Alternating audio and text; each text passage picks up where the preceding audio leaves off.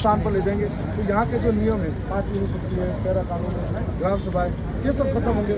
दूसरा, उनकी जो व्यवस्था है, उनकी पहचान है, उनके रीति रिवाज है, परंपरा है, ये खत्म होगी। जिस जमीन से वो जुड़े हुए हैं वो जमीन से वो विस्थापित होंगे तो उनके पुनर्निवास की कोई व्यवस्था नहीं होगी, तो वो लोग जाएंगे कहाँ, दर दर की ठोकरें खाएंगे। और हम लोग जानते हैं सरकार की मंशा इसके पीछे एक ही रहती है कि जमीन चाहिए। अपने लोगों को, अपने दोस्तों को, उद्योगपति को या फिर अधिकारी को जमीन चाहिए और वो जमीन दिलाएंगे, होटलें खुलेंगे और टूरिस्ट स्पॉट बनेगा। पर आदिवासी का साथ क्या होगा? आदिवासी अपनी जीवन शैली कैसे जिएंगे, उसको चिंता को लेते हुए हम लोग यहाँ आए हैं। एक चिंता ये भी है कि 5वीं अनुसूचित क्षेत्र के अंदर सरकार बिना गाँव सभा की अनुमति से कोई भी जमीन एडॉप्ट नहीं कर सकती, तो फिर इन जमीनों को कैसे सरकार अपने पास लेने की बात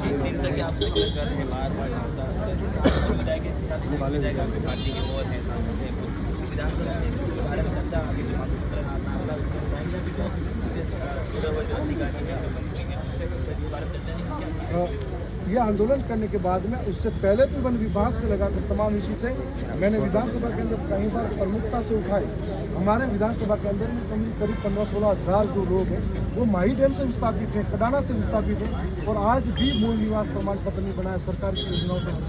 इन बातों को हमने पहले भी उठाया है, आपको विश्वास दिला रहे हैं, आपके चैनल के माध्यम से इन लोगों को जो देख रहे उनको विश्वास दिला रहे हैं कि छाती ठोक कर इनके हक की बात को सदन के अंदर भी रखेंगे और वो भी मजबूती से उठाएंगे।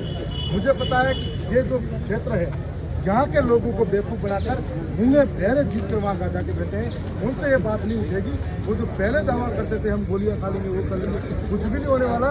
वो अपने पैसे कमाने में, अपनी झोंपड़ी को महल में बदलने में व्यस्त है, जमीनें खरीदने में व्यस्त है, दूसरा कोई काम।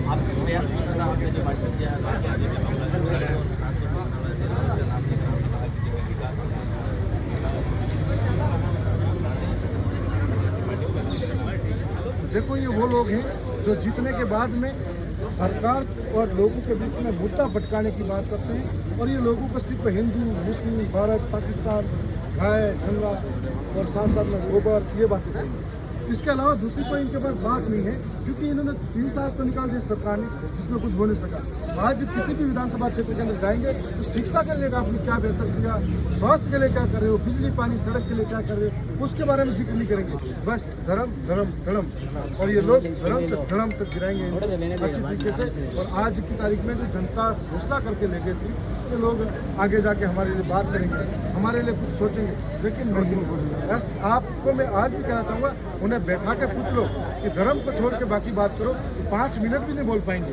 ऐसी स्थिति उनकी है। और मैं तो कह रहा हूँ कि विधानसभाओं के अंदर भी हालात है, उनके पढ़ने वाले कागज चुरा लो तो वो कागज बिना देखे बोल भी नहीं पाएंगे। ये हालात है उनकी। तो मैं तो उनके विधानसभा क्षेत्र के लोगों को भी कहना चाहूँगा कि ऐसे लोगों को समय रहते सबक सिखाना चाहिए लोकतांत्रिक तरीके से।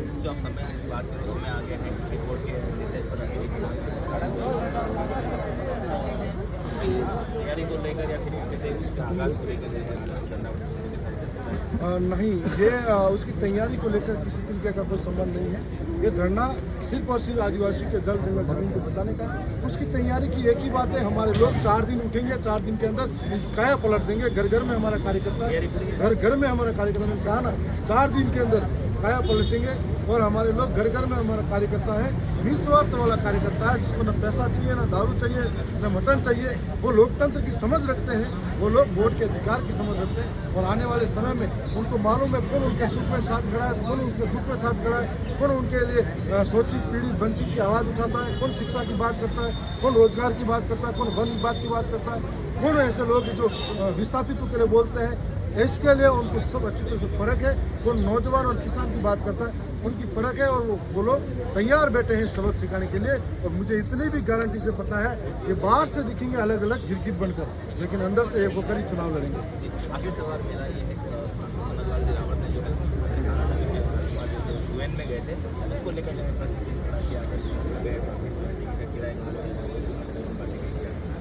एक सांसद और एक विधायक को कहीं पर भी हवाई सफर करते हैं तो उनको हवाई भत्ता भी मिलता है। दूसरी बात, हवाई भत्ता बाद में मिलता है, पहले हमारा खुद का लगाना पड़ता है। यूएन ने नहीं, खुद राजकुमार जी को वहाँ बुलाया हुआ था और वहाँ से गए। सरकार का काम है कि उनको यहाँ से परमिशन देना, तो परमिशन तो देनी पड़ेगी। आम आदमी को बाहर कमाने के लिए जा रहा है, ये तो आदिवासियों के हित की बात करने के लिए जाएंगे। लेकिन जिस कौम में पैदा हुआ, जिस कौम के सर्टिफिकेट से वह दिल्ली में जाकर बैठा, उस कौम के लिए एक शब्द उसके मुंह से कभी सच नहीं निकल सकता और अब निकलेगा भी। देखिए ये था